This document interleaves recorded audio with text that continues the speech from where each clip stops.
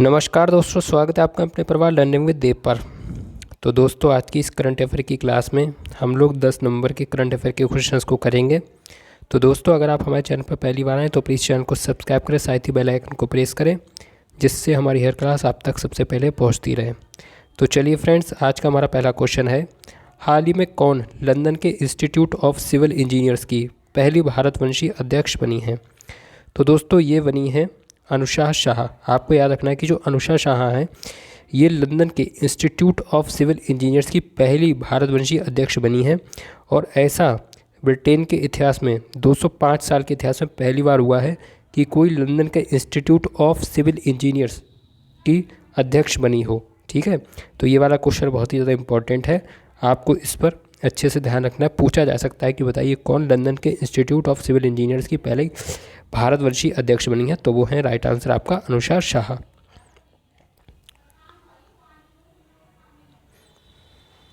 चलिए दोस्तों, next question है हमारा, निम्नलिखित में से किस राज्य ने 9 नवंबर को अपना 23वां स्थापना दिवस मनाया है? ठीक है दोस्तों, यहाँ पर 24 नहीं होगा, यहाँ पर 23वां होगा। तो अभी हाल ही में हमारे उत्तराखंड राज्य ने 9 नवंबर को अपना 23वां स्थापना दिवस मनाया है, क्योंकि उत्तराखंड जो राज्य था वो पहले उत्तर प्रदेश राज्य का हिस्सा था, लेकिन इसे 9 नवंबर 2000 को अलग कर दिया गया और फिर इसे एक नए राज्य के रूप में स्थान दे दिया गया। तो इसलिए अब जो उत्तराखंड राज्य है तो इसका स्थापना दिवस 23वां कब मनाया गया है? तो वो मनाया गया है दोस्तों 9 नवंबर को। चलिए, नेक्स्ट क्वेश्चन है, निम्नलिखित में से किस राज्य ने पर्यटन को बढ़ावा देने के लिए हॉट बैलून परियोजना को बढ़ावा दिया है? दोस्तों, तो अभी हाल ही में वह राज्य इसने पर्यटन को बढ़ावा देने के लिए हॉट बैलून परियोजना को बढ़ावा दिया है, तो वो राज्य है दोस्तों हमारा हरियाणा। ठीक है, कौन सा राज्य है दोस्तों? तो वो है हरियाणा। चलिए, नेक्स्ट क्वेश्चन है हमारा, आईसीसी द्वारा जारी की गई मेंस ओडी प्लेयर रैंकिंग्स के अनुसार किस गेंदबाज ने शीर्ष स्थान प्राप्त किया है? तो दोस्तों, अभी हाल ही में आईसीसी ने एक रैंकिंग जारी की है, जिसके अनुसार जो दुनिया का नंबर 1 गेंदबाज जो बन गया है इस समय वर्तमान में, तो वो है मोहम्मद सिराज। ठीक है, भारतीय टीम के ये गेंदबाज हैं मोहम्मद सिराज, जो कि आईसीसी की मेंस ओडी प्लेयर रैंकिंग्स के शीर्ष गेंदबाज हैं। चलिए, इसके बारे में थोड़ा सा दोस्तों डिटेल में जानेंगे। तो देखिए, अगर बात की जाए भाई मेंस ओडी प्लेयर रैंकिंग्स की, तो बॉलिंग में अगर बात की जाए तो इसमें जो पहले नंबर पे हैं वो हैं मोहम्मद सिराज। ठीक है, ये भारत के गेंदबाज हैं। और दूसरे नंबर पे हैं केशव महाराज, जो कि दक्षिण अफ्रीका के गेंदबाज हैं। और तीसरे नंबर पर हैं एडम जैम्पा, जो कि ऑस्ट्रेलिया के गेंदबाज हैं। तो ये आपको तीनों गेंदबाज याद रखने हैं, पहले पर मोहम्मद सिराज, दूसरे पर केशव महाराज और तीसरे में एडम जैम्पा। चलिए दोस्तों, अब हम जानते हैं इसकी बैटिंग वाली रैंकिंग के बारे में। ठीक है, तो जो आईसीसी ने जो मेंस ओडी प्लेयर रैंकिंग्स जारी की है, उसमें जो बैटिंग में जो पहले स्थान पर है, जो शीर्ष स्थान पर, वो है शुभमन गिल। ठीक है, तो ये शुभमन गिल भारत के बल्लेबाज हैं, जो कि इस समय वर्तमान में पहले स्थान पर हैं। दूसरे स्थान पर बाबर आजम है, जो कि पाकिस्तान के बल्लेबाज हैं। और तीसरे स्थान पर क्विंटन डी कॉक है, जो कि दक्षिण अफ्रीका के बल्लेबाज हैं। चलिए दोस्तों, ये है हमारा नेक्स्ट क्वेश्चन, हाल ही में कृषि कल्याण विभाग ने कृषि समाचार निगरानी के लिए आर्टिफिशियल इंटेलिजेंस पर आधारित कौन सा प्लेटफॉर्म लॉन्च किया है? तो दोस्तों, अभी हाल ही में कृषि कल्याण विभाग की तरफ से कृषि समाचार की निगरानी के लिए आर्टिफिशियल इंटेलिजेंस पर आधारित प्लेटफॉर्म लॉन्च किया गया है, जिसका नाम है दोस्तों कृषि 24/7। ठीक है, तो ये आपको याद रखना है। और दोस्तों, ये जो हमारा प्लेटफॉर्म है कृषि 24/7, ये वंदवानी इंस्टीट्यूट के सहयोग से लॉन्च किया गया है। ठीक है, तो ये भी आपको याद रखना है कि इसमें किस इंस्टीट्यूट ने सहयोग किया है, तो वो किया है वाधवानी इंस्टीट्यूट। चलिए, नेक्स्ट क्वेश्चन है, हाल ही में रक्षा मंत्रालय ने महिला सैनिकों को सम्मान मातृत्व और शिशु देखभाल के लिए कितने दिनों के लिए अवकाश प्रदान करने की स्वीकृति दी है? तो दोस्तों, ये दी है इन्होंने 180 दिन की। ठीक है, कितने दिनों की दोस्तों स्वीकृति दी है? तो ये इन्होंने दी है 180 दिन की। तो देखिए, जैसे मान लो कोई भी महिला सैनिक माँ बनती है, तो उसे 180 दिन का अवकाश प्रदान किया जाएगा। ठीक है, जिससे वह अपने बच्चे का पालन पोषण ठीक तरह से कर सके। और अगर मान लीजिए जैसे किसी जो महिला सैनिक ने अगर मान लो बच्चा गोद लिया है, ठीक है, तो 1 वर्ष से कम उम्र के बच्चे को गोद लेने वाली महिला सैनिक भी इस अवकाश के पात्र होगी। क्योंकि मान लो अगर जैसे मान लो कोई बच्चा है जिसकी उम्र 1 वर्ष से कम है, तो ऐसा बच्चा भी माँ की देखभाल पर ही पलेगा, तो उसे माँ की देखभाल की बहुत ज़्यादा आवश्यकता हुई, तो इसलिए उन्हें भी 6 महीने का यानी कि 180 दिन का अवकाश दिया जाएगा।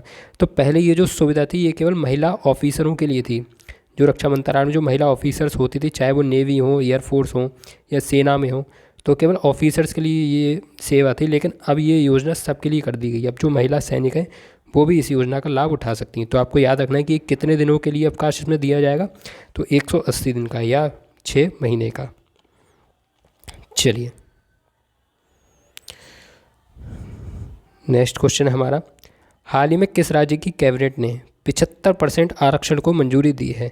तो दोस्तों ये दी है बिहार राज्य की कैबिनेट ने। ठीक है, बिहार राज्य की कैबिनेट से अभी एक बिल पास हुआ है जिसमें जो आरक्षण को बढ़ाकर 75% कर दिया गया है।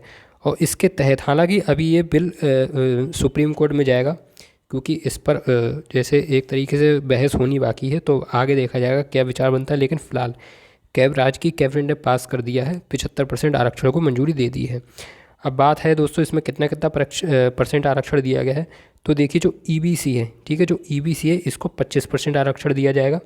साथ ही जो एससी का है उसे 20%, ओबीसी को 18%, ईडब्ल्यूएस को 10% और एसटी को 2% आरक्षण दिया जाएगा। तो ये कुल मिलाकर अब जो आरक्षण है वहाँ पर 75% हो चुका है। चलिए नेक्स्ट क्वेश्चन है, निम्नलिखित में से कौन सी टीम 37वें राष्ट्रीय खेलों में 200 का आंकड़ा प्राप्त करने वाली पहली टीम बन गई है? तो दोस्तों अभी जो 37वें राष्ट्रीय खेल है इसमें 200 का आंकड़ा पार करने वाली पहली टीम बनी है, तो वो बनी है दोस्तों महाराष्ट्र। ठीक है, कौन सी टीम दोस्तों बनी है? तो ये बनी है महाराष्ट्र की टीम। तो ये आपको याद रखना है। चलिए दोस्तों इसके बारे में थोड़ा सा डिटेल में जानते हैं 37वें राष्ट्रीय खेलों के बारे में।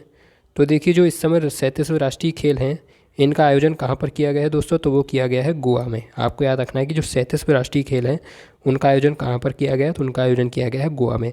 साथ ही इसका जो शुभंकर है, जिसे मैस्कॉट बोलते हैं, इसका शुभंकर है मोगा। ठीक है, आयोजन कहाँ पर हुआ? गोवा में, और शुभंकर इसका क्या है? मोगा।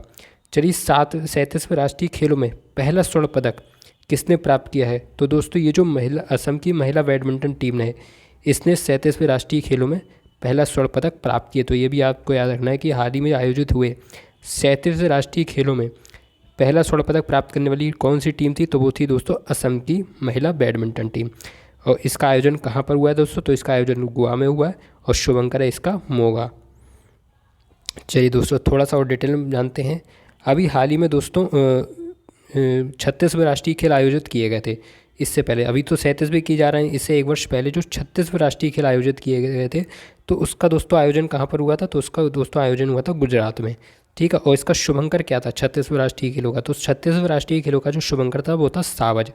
अब जो आगे वर्ष 2024 में जब 38वें राष्ट्रीय खेलों का आयोजन किया जाएगा, तो दोस्तों वो कहाँ पर किया जाएगा? तो वो किया जाएगा उत्तराखंड में। तो ये भी आपको याद रखना है कि अगले अब जो 38वें राष्ट्रीय खेल होंगे उनका आयोजन कहाँ पर किया जाएगा? तो उनका आयोजन किया जाएगा उत्तराखंड में।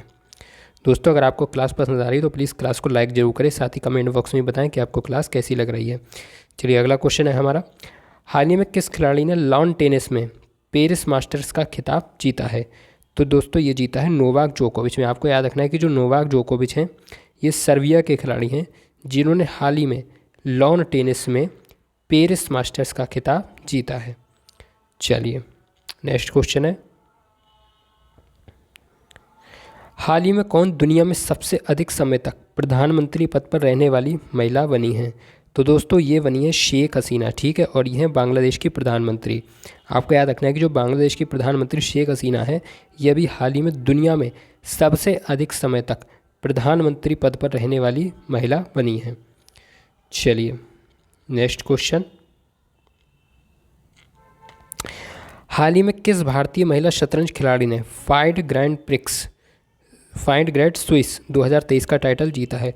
तो दोस्तों ये जीता है आर वैशाली ने। आपको याद रखना है कि जो आर वैशाली हैं ये शतरंज से संबंधित हैं। इन्होंने अभी हाल ही में फाइंड महिला ग्रैंड स्विस 2023 का टाइटल जीता है। चलिए फ्रेंड्स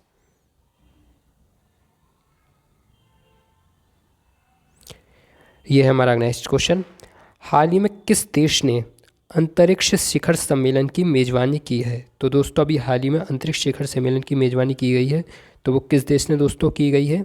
तो वो की है स्पेन ने। आपको याद रखना है कि जो स्पेन है उसने अभी हाल ही में आयोजित अंतर्राष्ट्रीय शिखर सम्मेलन की मेज़बानी, अंतरिक्ष शिखर सम्मेलन की मेज़बानी की है।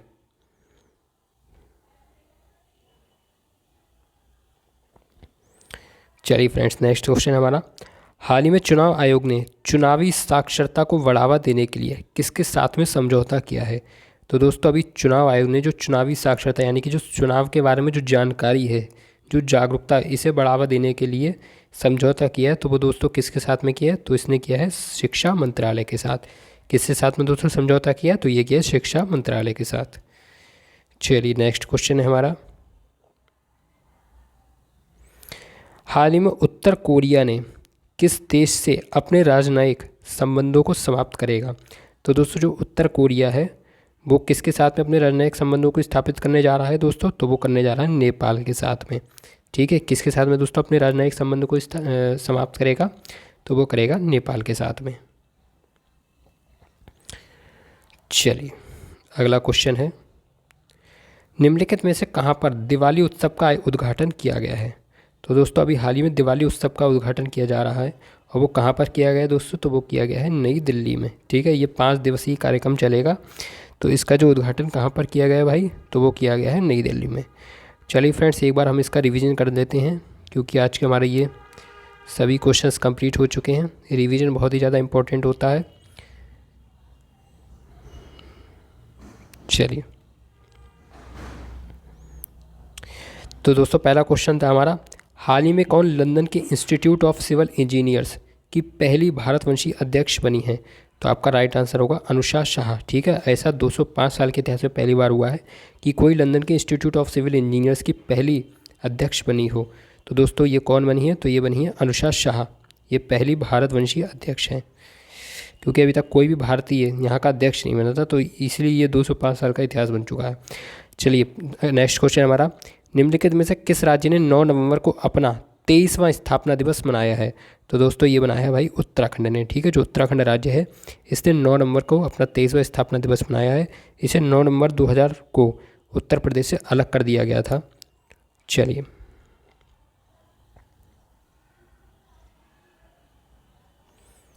नेक्स्ट क्वेश्चन, निम्नलिखित में से किस राज्य ने पर्यटन को बढ़ावा देने के लिए हॉट बैलून परियोजना को बढ़ावा दिया है? तो दोस्तों ये दिया है हरियाणा ने। किसने दिया भाई? तो ये दिया है हरियाणा ने। चलिए नेक्स्ट क्वेश्चन, आईसीसी द्वारा जारी मेंस ओडी प्लेयर रैंकिंग्स के अनुसार किस गेंदबाज ने शीर्ष स्थान प्राप्त किया है? तो दोस्तों वो किया है मोहम्मद सिराज ने। किसने प्राप्त किया भाई?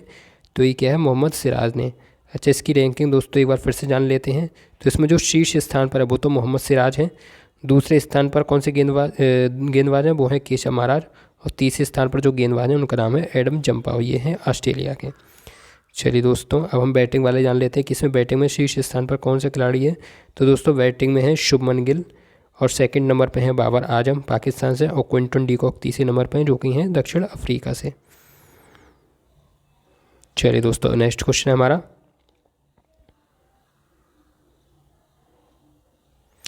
हाल ही में कृषि कल्याण विभाग ने कृषि समाचार निगरानी के लिए आर्टिफिशियल इंटेलिजेंस पर आधारित कौन सा प्लेटफॉर्म लॉन्च किया है? तो दोस्तों इन्होंने किया है कृषि 24/7। ठीक है, कौन सा दोस्तों प्लेटफॉर्म? तो ये कृषि 24/7। और ये जो प्लेटफॉर्म है ये बागवानी इंस्टीट्यूट के सहयोग से लॉन्च किया गया। तो आपको इंस्टीट्यूट का नाम रखना बहुत ज़रूरी है, हो सकता है इंस्टीट्यूट ही दे दें। तो ये भी आपको याद रखना है कि ये जो प्लेटफॉर्म लॉन्च किया गया है ये कृषि कल्याण विभाग द्वारा बागवानी इंस्टीट्यूट के सहयोग से किया गया है। चलिए नेक्स्ट क्वेश्चन, हाल ही में रक्षा मंत्रालय ने महिला सैनिकों को समान मातृत्व और शिशु देखभाल के लिए कितने दिनों के लिए अवकाश प्रदान करने की स्वीकृति दी है? तो दोस्तों इन्होंने दी है 180 दिन की। ठीक है, 180 दिन का इसमें अवकाश दिया जाएगा, या अगर आपको ऑप्शन में 6 माह दिया हो तो आप राइट आंसर 6 माह लगाएंगे। चलिए नेक्स्ट क्वेश्चन है, हाल ही में किस राज्य की कैबिनेट ने 75% आरक्षण को मंजूरी दी है? तो दोस्तों ये दी है बिहार राज्य की कैबिनेट ने। चलिए नेक्स्ट क्वेश्चन दोस्तों, इंपॉर्टेंट पॉइंट आप देखते रहना, आपको रिवीजन करना है, एक बार क्लास और देख लेना तो आपका रिवीजन अच्छे से हो जाएगा। निम्नलिखित में से कौन सी टीम 37वें राष्ट्रीय खेलों में 200 का आंकड़ा पार करने वाली पहली टीम बन गई है। तो दोस्तों ये बनी है महाराष्ट्र टीम। कौन सी दोस्तों टीम बनी है? तो ये बनी है महाराष्ट्र की टीम। चलिए नेक्स्ट, इसके बारे में कुछ इंपॉर्टेंट पॉइंट दोस्तों जानना बहुत ही ज़रूरी है। तो दोस्तों जो 37वें राष्ट्रीय खेल हैं इनका आयोजन कहाँ पर किया जा रहा है? तो वो किया जा रहा है गोवा में। शुभंकर इसका मोघा है और 37वें राष्ट्रीय खेलों में जो पहला स्वर्ण पदक प्राप्त किया है वो किया है दोस्तों असम की महिला बैडमिंटन टीम ने। चलिए दोस्तों एक नज़र में इनको भी देख लेते हैं 36वें राष्ट्रीय खेल को। तो दोस्तों इसका आयोजन कहाँ पर किया गया था? तो किया गया था वो गुजरात में, और शुभंकर इसका सावज था। और अगले अब जो 38वें राष्ट्रीय खेल 2024 में आयोजित होंगे वो उनका आयोजन कहाँ पर होगा दोस्तों? तो वो होगा उत्तराखंड में।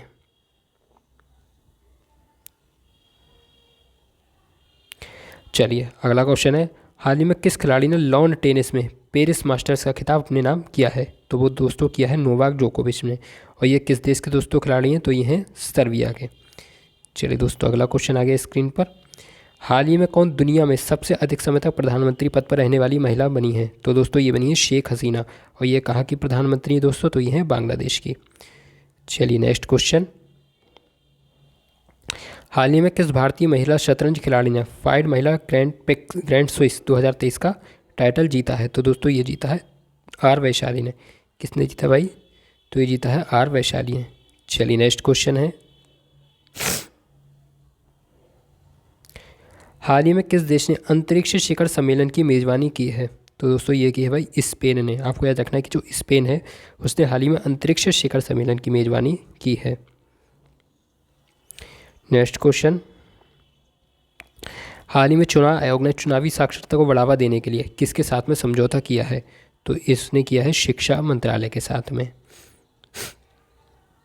अगला क्वेश्चन है दोस्तों, हाल ही में उत्तर कोरिया किस देश के साथ अपने राजनयिक संबंधों को समाप्त करेगा? तो ये करेगा भाई नेपाल के साथ में। अच्छा, उत्तर कोरिया की राजधानी को आपको मालूम है? नहीं है? चलो मैं एक बार लिखा दे रहा हूँ दोस्तों। तो जो उत्तर कोरिया की राजधानी होती है वो होती है प्योंगयांग। ठीक है, उत्तर कोरिया की राजधानी कौन सी है दोस्तों? तो वो है प्योंगयांग। और मुद्रा है इसकी वॉन। मुद्रा क्या है दोस्तों? इसकी वॉन। और दक्षिण कोरिया की राजधानी क्या है दोस्तों? सियोल। ठीक है, दक्षिण कोरिया की राजधानी मैं लिख दे रहा हूँ, दक्षिण कोरिया की राजधानी है सियोल और मुद्रा है उसकी वॉन। ठीक है, मुद्रा दोनों की एक ही है, बस राजधानी अलग अलग है। और नेपाल की तो दोस्तों मालूम ही होगी, नेपाल की राजधानी काठमांडू है और मुद्रा है रुपया। चलिए अगला क्वेश्चन है, निम्नलिखित में से कहाँ पर दिवाली उत्सव का उद्घाटन किया गया है? तो दोस्तों यह किया गया है नई दिल्ली में। ठीक है, ये 5 दिवसीय उत्सव है, इसका उद्घाटन किया गया है नई दिल्ली में।